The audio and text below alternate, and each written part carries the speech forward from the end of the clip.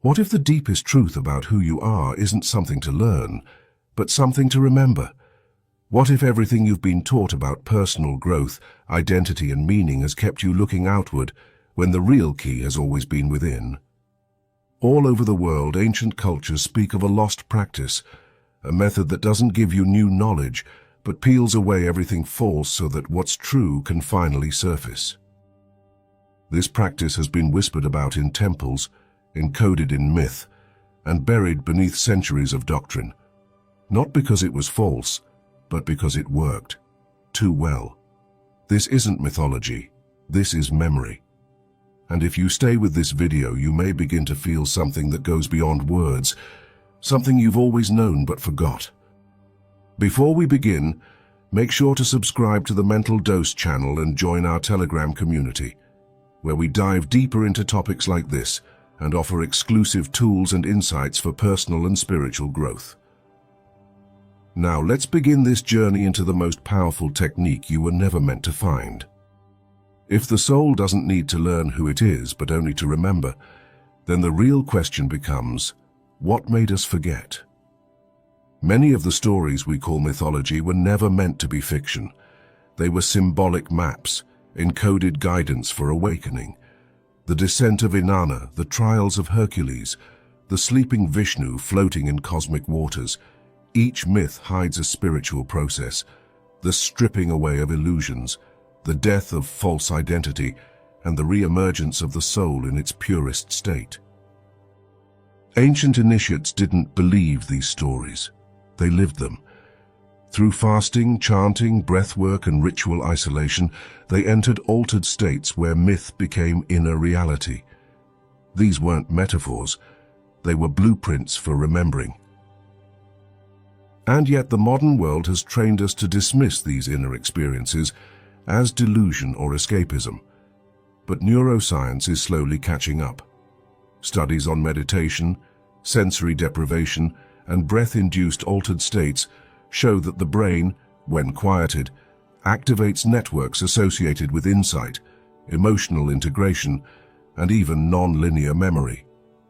What ancient traditions called the third eye or spiritual heart, modern science calls the default mode network, and when that network goes quiet, self-awareness expands. What the mystics described as divine remembrance might just be a return to the brain's original undistracted state of perception. From Plato's theory of anamnesis, where the soul recalls eternal truths once known, to the Hindu concept of smara and the Sufi path of dhikr, cultures across the globe recognized a deeper intelligence within, one that has been buried, not erased. These weren't abstract ideas, they were technologies of consciousness. The Egyptian priests of the Per-Ankh temples led initiates through guided inner deaths to peel back false identity. The Orphics of Greece used music, fasting and ritual to glimpse the divine origin of the soul. In India, the rishis taught that the goal of practice wasn't to acquire truth, but to purify perception so truth could reappear. The thread is consistent. Beneath your conditioning is a self that already knows.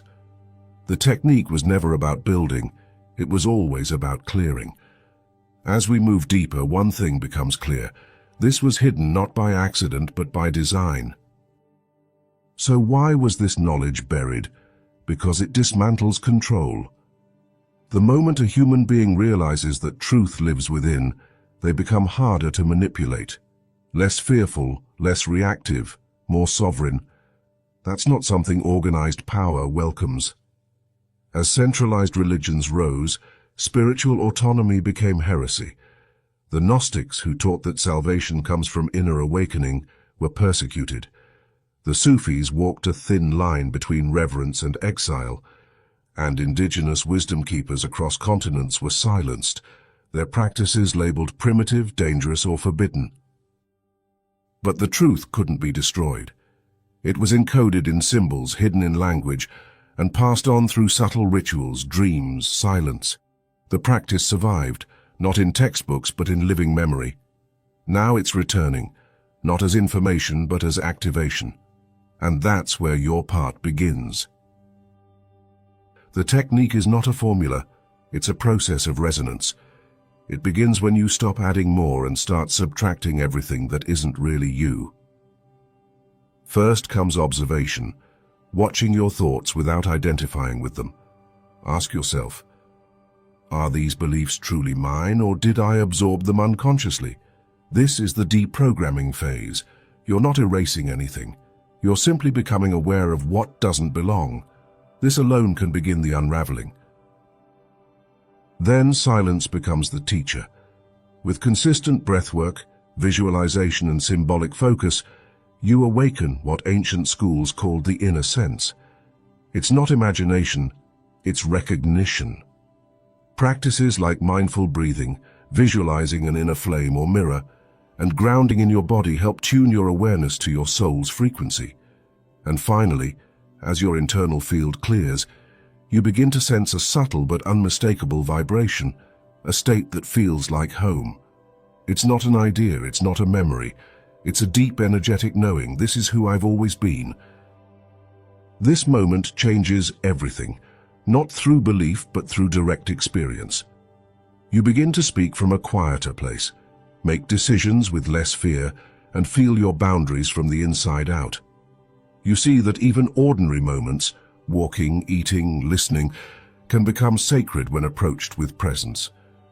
And yet, this awakening also brings shadow to the surface. What no longer fits your real identity rises to be seen: old habits, fears, attachments. But this is not breakdown, it's alignment. Carl Jung called it individuation, the process of becoming whole by facing what's been buried. It's not always comfortable, but it's necessary.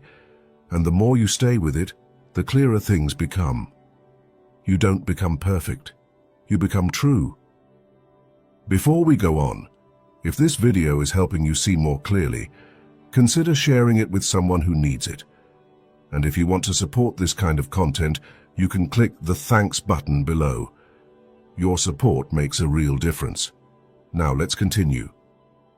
The real test isn't what you realize in silence. It's how you carry that realization into daily life.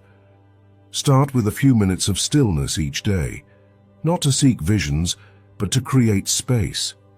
Watch what you feed your mind, what you listen to, watch, repeat.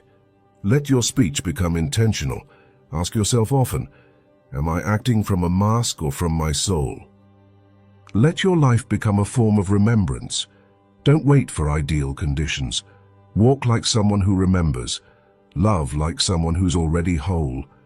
When you act from that place, something opens, and your vibration deepens. Remembrance isn't an escape. It's a return to clarity, to simplicity, to the part of you that was never lost, only quieted. You're not here to chase truth. You're here to remember it. And if something inside you stirred during this video, honor it. Leave a comment below. Let us know what resonated with you, what shifted, what you're still sitting with. That simple act of sharing could help someone else remember too. And if you haven't yet, subscribe to Mental Dose. We're building a space for thoughtful souls, people who want real tools, not empty promises. Content that doesn't just entertain, but activates. This isn't the end of the path. It's the first step back toward something ancient, something unshakable. You've always carried it. Now you're starting to feel it again. And from here, the remembering continues.